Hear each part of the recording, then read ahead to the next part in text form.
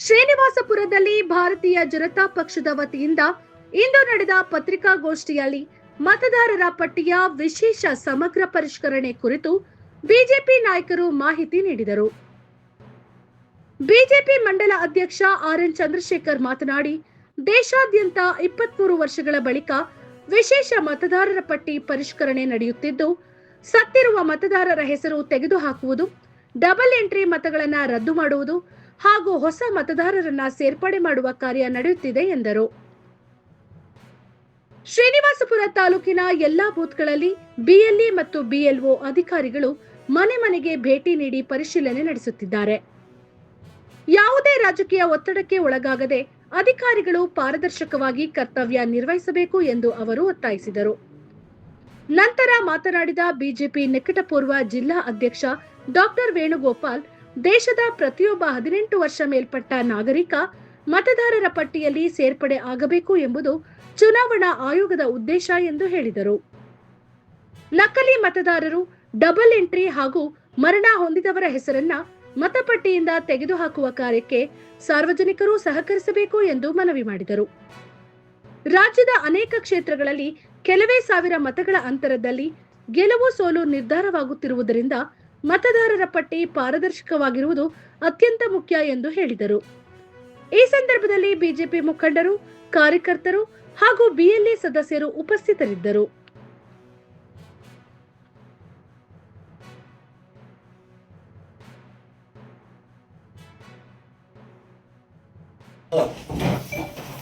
ಶ್ರೀನಿವಾಸಪುರ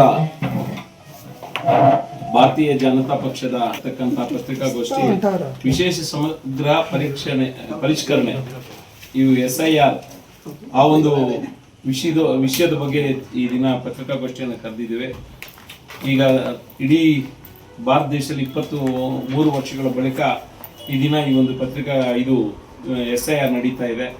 ಅದರಲ್ಲಿ ಎಲ್ಲ 16 ರಾಜ್ಯಗಳಲ್ಲಿ ಮತ್ತು 3 ಕೇಂದ್ರಾಡಳಿತ ಪ್ರದೇಶಗಳಲ್ಲಿ ಈಗ ನಡೀತಾ ಇದೆ. ಏನು ವಿಷಯ ಅಂತಂದ್ರೆ, ಇದು 3ನೇ ಹಂತದ ಕಾರ್ಯಕ್ರಮ ನಡೀತಾ ಇದೆ. 2 ಹಂತ ಮುಗಿದಿದೆ, 3ನೇ ಹಂತ ಕಾರ್ಯಕ್ರಮ ನಡೀತಾ ಇದೆ. ಈ ಕಾರ್ಯಕ್ರಮದಲ್ಲಿ ಮನೆ ಸರ್ವೆ ಮಾಡಿ ಊರು ಬಿಟ್ಟಿರೋರು, ಮನೇಲಿ ವೋಟ್ ಇಲ್ಲದೆ ಇರ್ತಕ್ಕಂಥವ್ರನ್ನ ವೋಟ್ಗಳನ್ನ ತೆಗೆಯೋದು, ಸತ್ತೋಗಿರ್ತಕ್ಕಂಥವ್ರನ್ನ ಅವರ ವೋಟ್ಗಳನ್ನು ತೆಗೆಯೋದು, ಮತ್ತು ಡಬಲ್ ಎಂಟ್ರಿ ಇರ್ತಕ್ಕಂಥವರ ವೋಟ್ಗಳನ್ನು ತೆಗೆಯೋದು, ಮತ್ತು ಹೊಸದಾಗಿ ಸೇರ್ಪಡೆ ಮಾಡೋದನ್ನು ಮಾಡಬೇಕಾಗಿರ್ತಕ್ಕಂಥದ್ದು ಎಲ್ಲವನ್ನ ಸೇರಿ ಈ ಒಂದು SIR ನಡೀತಾ ಇದೆ. ಅದನ್ನು ಬೇರೆ ಪಕ್ಷಗಳವರು, ರಾಜಕಾರಣಿ ರೀತಿಗಳಲ್ಲಿ ಕಾರ್ಯಕ್ರಮಗಳನ್ನು ಬೇರೆ ಹಮ್ಮಿಕೊಂಡು ನಮ್ಮ ಈ ಒಂದು ಚುನಾವಣಾ ಆಯೋಗವನ್ನು ವಿರೋಧಿಸ್ತಾ ಬರ್ತಾ ಇದೆ. ಈಗ ಸೇರ್ಪಡೆಗೋಸ್ಕರ ಈ ಒಂದು ಫಾರಂ ನಂಬರ್ 7 ಮತ್ತು ಸರಿಪಡಿಸಲು 8, ಫಾರಂ ನಂಬರ್ 8 ತೆಗೆಯಲು 7 ಈ ಒಂದು ಫಾರಂಗಳನ್ನು ಕೊಡ್ತಾ ಇದ್ದಾರೆ. ಈ ಕಾರ್ಯಕ್ರಮಗಳ ಜೂನ್ 1ರಿಂದ ಈ ಕಾರ್ಯಕ್ರಮವನ್ನು ನಡೆಸ್ಕೊಂಡು ಬರ್ತಾ ಇದ್ದಾರೆ. ಅದನ್ನು ನಾವು ಪರಿಷ್ಕರಿಸಿ ಈಗಿನ ಶ್ರೀನಿವಾಸಪುರ ತಾಲೂಕಲ್ಲಿ ಅನೇಕ ಬೇರೆ ಕಡೆ ಇರ್ತಕ್ಕಂಥ ವೋಟ್ಗಳು ಶ್ರೀನಿವಾಸಪುರ ತಾಲೂಕಿನಲ್ಲಿವೆ.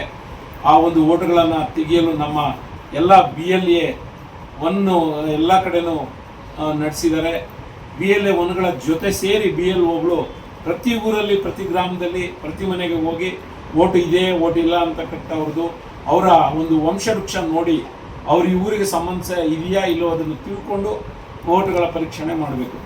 ಪರೀಕ್ಷಣೆಯಲ್ಲಿ ಪ್ರತಿಯೊಬ್ಬರು ಈ ನಮ್ಮ ಶ್ರೀನಿವಾಸಪುರದಲ್ಲಿ ಎಲ್ಲ ನಮ್ಮ ಕಾರ್ಯಕರ್ತರು ಮಾಡೋ ಒಂದು ಕೆಲಸವನ್ನು ಪ್ರತಿಯೊಂದು ಗ್ರಾಮದಲ್ಲಿ, ಪ್ರತಿಯೊಂದು ವಾರ್ಡ್ಗಳಲ್ಲಿ ಮಾಡ್ತಾ ಇದ್ದಾರೆ. ಇದನ್ನು ಸರ್ಕಾರಿ ನೌಕರರು, ಇದಕ್ಕೆ BLOಗಳು, ಬ್ಲಾಕ್ ಲೆವೆಲ್ ಆಫೀಸರ್ ಈ ಕಾರ್ಯಕ್ರಮವನ್ನು ಅವ್ರು ಯಶಸ್ವಿಯಾಗಿ ಮಾಡಿಕೊಡ್ಬೇಕು. ಕಾರಣ ಏನಂದರೆ, ಅವರು ರಾಜಕಾರಣ ಮಾಡದೆ ಡಬಲ್ ಎಂಟ್ರಿ ಇರೋರನ್ನ, ಸತ್ತೋಗಿರೋರನ್ನ, ಮತ್ತು ಹೊರಗಡೆ ಹೊರಟೋಗಿರೋರನ್ನ ವೋಟ್ಗಳನ್ನು ತೆಗೆದು ಪರಿಷ್ಕರಣೆ ಮಾಡಬೇಕು. ಇಲ್ಲ ಅಂತ ಪರಿಸ್ಥಿತಿಯಲ್ಲಿ ನಮ್ಮ ಗಮನಕ್ಕೆ ಬಂದರೆ ಅದಕ್ಕೆ ನೇರ ಹೊಣೆ ಅಧಿಕಾರಿಗಳಾಗ್ತಾರೆ, BLOಗಳೇ ಆಗ್ತಾರೆ. ಆ BLOಗಳಿಗೆ ಗಮನಕ್ಕೆ ನಾವು ಈ ದಿನ ಈ ಒಂದು ಪತ್ರಿಕಾಗೋಷ್ಠಿ ಮುಖಾಂತರ ತಿಳಿಸ್ತಾ ಇದ್ದೀವಿ. ಯಾವುದೇ ಕಾರಣಕ್ಕೂ ನಮ್ಮ 283 ಬೂತ್ಗಳಲ್ಲಿ ಕೂಡ ಎಲ್ಲ ಕಡೆನೂ BLAಗಳು ನೇಮಕಗೊಂಡಿದ್ದಾರೆ. ಅವರು ನಿಮ್ಮನ್ನು ನೋಡ್ತಾನೆ ಇರ್ತಾರೆ. ಆ ವಿಷಯಗಳನ್ನು ಗಮನದಲ್ಲಿ ಇಟ್ಕೊಂಡು ಸರ್ಕಾರ ಮತ್ತು ಎಲೆಕ್ಷನ್ ಕಮಿಷನ್ಗೆ ಸಹಕರಿಸ್ತಾ ಪ್ರತಿಯೊಬ್ಬರು ವೋಟರ್ ಲಿಸ್ಟನ್ನು ಯಾವ ರೀತಿಯಾಗಿ ಕರೆಕ್ಟಾಗಿ ಪಾದರಕ್ಷತೆಯ ಮುಖಾಂತರ ಈ ಒಂದು ಕಾರ್ಯಕ್ರಮವನ್ನು ಮಾಡಬೇಕು. ಅವರೇನನ್ನೋದು ತಪ್ಪಿದ್ದಲ್ಲಿ ನಾವು ಬೇರೆ ಯಾರನ್ನೂ ದ್ವೇಷ ಮಾಡಲ್ಲ. ಇದು ಅವರ ಒಂದು ಉದ್ಯೋಗಕ್ಕೆ ಅಂಟು ಬರುವಂಥ ಒಂದು ಕಾರ್ಯ ಆಗ್ತದೆ. ಯಾವುದು ಕರೆಕ್ಟ್ ಆಗಿದೆಯೋ ಅದನ್ನು ಮಾಡ್ಕೊಂಡು ಹೋದರೆ ಅವ್ರಿಗೇನೇ ತೊಂದರೆ ಇರಲ್ಲ.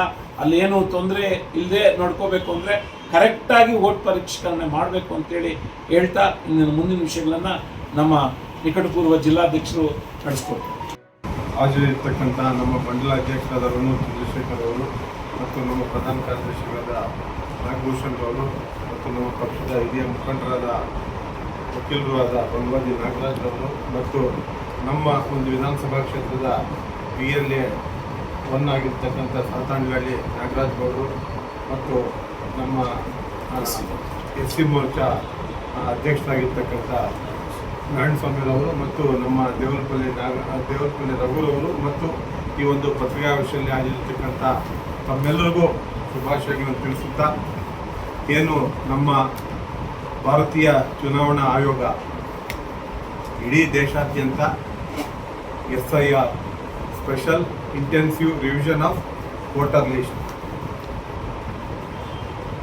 ವಿಶೇಷ ತೀವ್ರ ಪರಿಷ್ಕರಣೆ ಏನು ಮತದಾರರ ಪಟ್ಟಿಯನ್ನು ಇಡೀ ದೇಶಾದ್ಯಂತ ಮಾಡ್ತಾ ಇದೆ.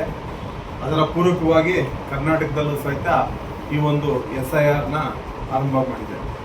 ತಮಗೆಲ್ಲ ಗೊತ್ತಿದೆ, ನಮ್ಮ ದೇಶ ಪ್ರಜಾಪ್ರಭುತ್ವ ದೇಶ. ನಮ್ಮ ಡಾಕ್ಟರ್ BR ಅಂಬೇಡ್ಕರ್ ಅವರು ಕೊಟ್ಟಿರ್ತಕ್ಕಂಥ ಸಂವಿಧಾನದ ಅಡಿಯಲ್ಲಿ ಯಾರು 18 ವರ್ಷ ಮೇಲ್ಪಟ್ಟಿರ್ತಕ್ಕಂಥ ಪ್ರತಿಯೊಬ್ಬ ಭಾರತೀಯನೂ ಸಹಿತ ನಮ್ಮ ದೇಶದ ಮತದಾರರಾಗಿ ಎನ್ರೋಲ್ ಆಗಲು ಅರ್ಹತೆ ಇದೆ.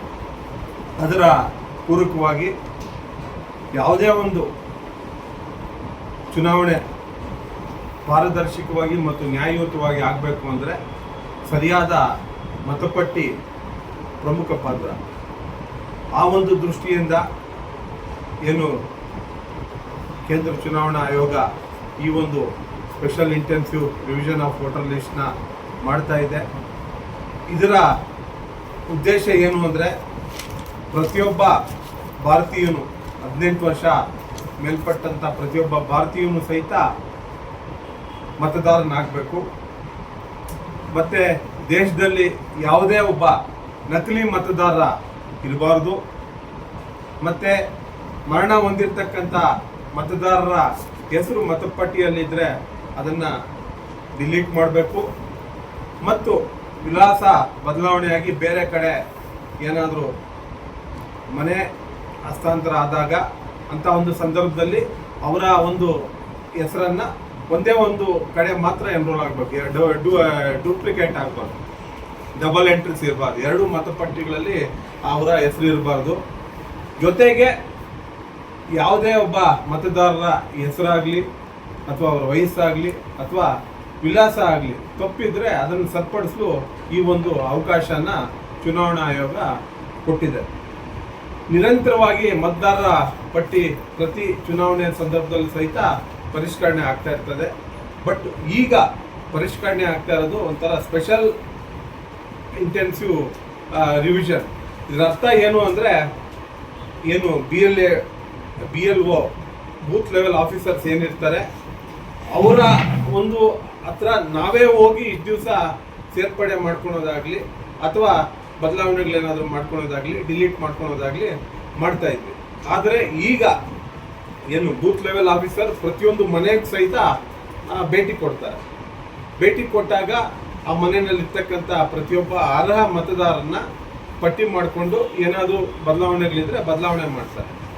ಬಹುಶಃ ತಮಗೆಲ್ಲ ಗೊತ್ತಿದೆ ಈ ಒಂದು SIRನ ಪ್ರಾಮುಖ್ಯತೆ ಏನಿದೆ ಅಂತ. ಈಗಾಗಲೇ ದೇಶದಲ್ಲಿ ಕಳೆದ ಒಂದು 5 ರಾಜ್ಯಗಳಲ್ಲಿ ಚುನಾವಣೆಗಳಾದಾಗ SIRನ ಇಂಪ್ಲಿಮೆಂಟ್ ಮಾಡಿ ಲಕ್ಷಾಂತರ ನಕಲಿ ಮತದಾರರು ಅಥವಾ ಸತ್ತೋಗಿರ್ತಕ್ಕಂಥ ಮತದಾರರು ಅಥವಾ ಡಬಲ್ ಎಂಟ್ರಿ ಇರ್ತಕ್ಕಂಥ ಮತದಾರರನ್ನ ಪರಿಷ್ಕರಣೆ ಮಾಡಿ ಅವ್ರನ್ನೆಲ್ಲ ಸುಮಾರು ಪ್ರತಿಯೊಂದು ರಾಜ್ಯದಲ್ಲೂ ಸುಮಾರು ಲಕ್ಷಾಂತರ ಮತದಾರರನ್ನ ಡಿಲೀಟ್ ಮಾಡಿ ಹೊಸ ಮತಪಟ್ಟಿ ತಯಾರು ಮಾಡಿ ಅದರ ಮುಖಾಂತರ ಈ 5 ರಾಜ್ಯಗಳಲ್ಲಿ ಚುನಾವಣೆ ನಡೀತು.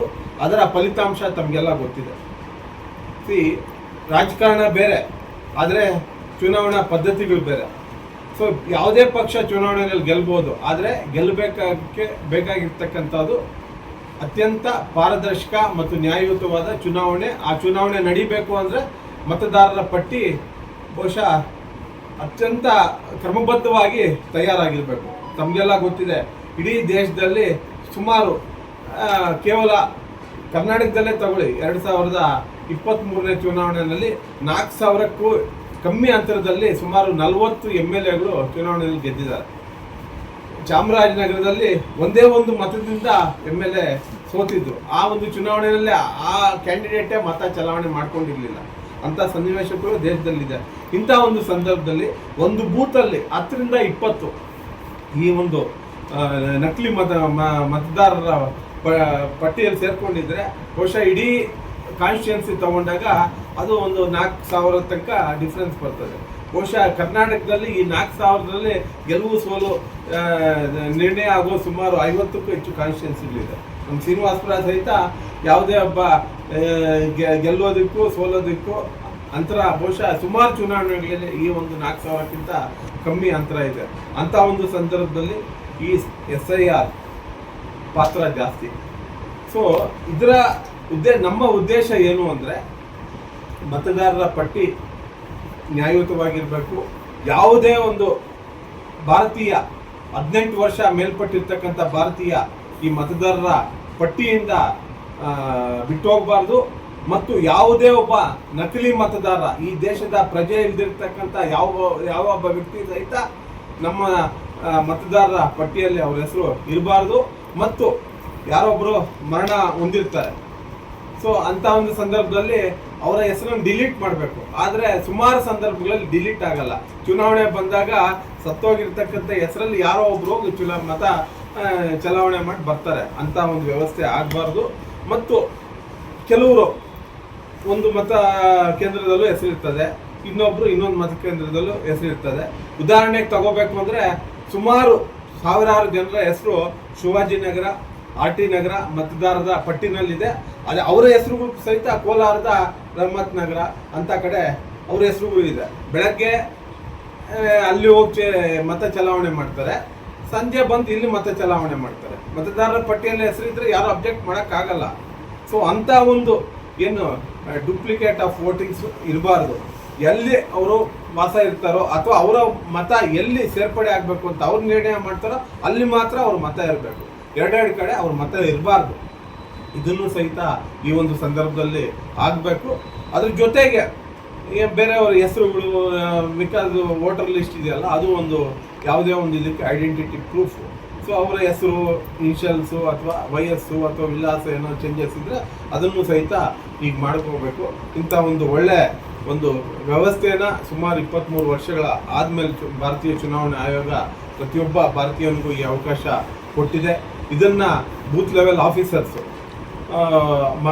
ಪ್ರತಿಯೊಂದು ಬೂತ್ಗೂ ಒಬ್ಬರು ನಿಯುಕ್ತಿ ಆಗಿದ್ದಾರೆ. ಅವರು ಈ ಒಂದು ಜವಾಬ್ದಾರಿನ ಮಾಡಬೇಕು ಅಂತ ಚುನಾವಣಾ ಆಯೋಗ ಮತ್ತು ಸರ್ಕಾರ ತಿಳಿಸಿದೆ. ನಮ್ಮ ರಾಜ್ಯದಲ್ಲಿ ಕಾಂಗ್ರೆಸ್ ಸರ್ಕಾರ ಇದೆ. ಸೊ ಇಂಥ ಒಂದು ಸಂದರ್ಭದಲ್ಲಿ ಏನು ಇದು ದೇಶದ ಜವಾಬ್ದಾರಿಯುತವಾದ ಕೆಲಸ. ರಾಜ್ಯದಲ್ಲಿ ಯಾವುದೇ ಪಕ್ಷ ಸರ್ಕಾರದಲ್ಲಿ BLOಗಳು ಅವ್ರಿಗೆ ಕೊಟ್ಟಿರ್ತಕ್ಕಂಥ ಕೆಲಸವನ್ನು ಯಾವುದೇ ಒಂದು ಪಕ್ಷಾತೀತ, ಯಾವುದೇ ಒಂದು ಇನ್ಫ್ಲೂಯೆನ್ಸ್ಗೆ ಒಳಗಾಗ್ದಿರ ಅವ್ರ ಕೆಲಸವನ್ನು ಮಾಡಬೇಕು ಅಂತ ಈ ಒಂದು ಸಂದರ್ಭದಲ್ಲಿ ನಾವು ಆಗ್ರಹ ಪಡಿಸ್ತಾ, ಪ್ರತಿಯೊಬ್ಬರೂ ಸಹಿತ ಅವರವರ ಊರುಗಳಲ್ಲಿ, ಇದು ಕೇವಲ ಚುನಾವಣಾ ಆಯೋಗದ ಕೆಲಸ ಮಾತ್ರ ಅಲ್ಲ, ಪ್ರತಿಯೊಬ್ಬ ಭಾರತೀಯನ ಕೆಲಸ ಸಹಿತ ಅವರವರ ಬೂತುಗಳಲ್ಲಿ ಯಾರ್ಯಾರು 18 ವರ್ಷ ಮೇಲ್ಪಟ್ಟಂತ ವ್ಯಕ್ತಿಗಳಿದ್ದಾರೆ, ಅದು ಅವು ಹಳ್ಳಿಗಳಲ್ಲಿ ಪ್ರತಿಯೊಬ್ಬರಿಗೂ ಗೊತ್ತಾಗ್ತದೆ. ಅವರು ಅಥವಾ ಅವ್ರ ವಾರ್ಡ್ಗಳಲ್ಲಿ ಗೊತ್ತಾಗ್ತದೆ. ಅವರು ಅವರ ಹೆಸರನ್ನ ಸೇರಿಸೋದಕ್ಕೆ ಸಹಕಾರ ಕೊಡಬೇಕು. ಮತ್ತು ಈ ಏನು ನಕಲಿ ಮತದಾರರಿದ್ದಾರೆ, ಭಾರತೀಯ ಪ್ರಜೆಗಳೆಲ್ಲ ಸುಮಾರು ಬೇರೆ ಬೇರೆ ದೇಶದಿಂದ ನಿರಾಶ್ರಿತರಾಗಿ ನಮ್ಮ ದೇಶದಲ್ಲಿ ಬಂದಿದ್ದಾರೆ. ಬಾಂಗ್ಲಾದಿಂದ ಸುಮಾರು ಜನ ಬಂದಿದ್ದಾರೆ. ಅವರು ಭಾರತೀಯರೇ ಅಲ್ಲ, ಆದರೆ ಇಲ್ಲೇ ಕೆಲಸ ಮಾಡ್ಕೊಂಡಿದ್ದಾರೆ. ಅಂಥವ್ರು ಮತ ಪಟ್ಟಿಯಲ್ಲಿ ಸೇರುವಂಥ ಅವಕಾಶಗಳಿದೆ. ಸೊ ಅಂಥ ಸೇರಿರ್ತಕ್ಕಂಥ ಅವಕಾಶಗಳು ಇದೆ. ಹಂಗೇನಾದ್ರು ಕಂಡು ಬಂದಲ್ಲಿ ಅದರ ಮಾಹಿತಿಯನ್ನು BLOಗಳು ಕೊಟ್ಟು ಅವರ ಹೆಸರನ್ನು ಡಿಲೀಟ್ ಮಾಡೋದಕ್ಕೆ ಪ್ರತಿಯೊಬ್ಬರು ಪ್ರಯತ್ನ ಬೀಳಬೇಕು. ಮತ್ತು ಈಗಾಗಲೇ ಮರಣ ಹೊಂದಿರತಕ್ಕಂಥ ಅವರ ಹೆಸರು ಮತಪಟ್ಟಿಯಲ್ಲಿ ಏನಾದ್ರು ಸೇರ್ಪಡೆ ಆಗಿದ್ರೆ ಅದನ್ನು ಡಿಲೀಟ್ ಮಾಡೋದಕ್ಕೆ ಕೂಡ ವ್ಯವಸ್ಥೆ ಮಾಡಬೇಕು.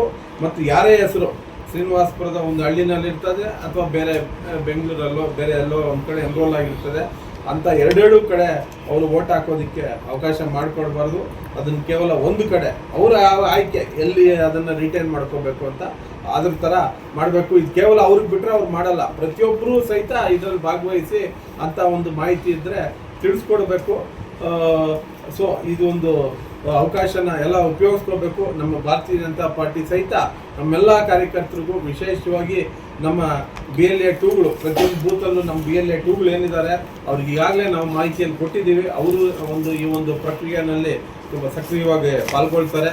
ಸೊ ಆ ಒಂದು ದೃಷ್ಟಿಯಿಂದ ವಿಶೇಷವಾಗಿ ಹೇಳಬೇಕು ಅಂದರೆ ಈ ಒಂದು ಪ್ರಕ್ರಿಯೆಗೆ ನಿಯುಕ್ತಿ ಹೊಂದಿರತಕ್ಕಂಥ ಎಲ್ಲ BLOಗಳು ಯಾವುದೇ ಒಂದು ಇನ್ಫ್ಲೂಯೆನ್ಸ್ ಇಲ್ದಿರ ಅವರ ಒಂದು ಕರ್ತವ್ಯವನ್ನು ಮಾಡಬೇಕು. ಮತ್ತು ನಮ್ಮ ಏನು ದೇಶದ ಮತದಾರರ ಪಟ್ಟಿ ಈ ಪರಿಷ್ಕರಣೆ ಮಾಡೋದರಲ್ಲಿ ಯಾವ ಪಾರದರ್ಶಕತೆ ಇರಬೇಕು ಮತ್ತು ನ್ಯಾಯಯುತವಾಗಿ ಆಗಬೇಕು ಅಂತ ಈ ಸಂದರ್ಭದಲ್ಲಿ ನಾವು ಹೇಳೋದಕ್ಕೆ ಇಚ್ಛೆ ಪಡ್ತೀವಿ.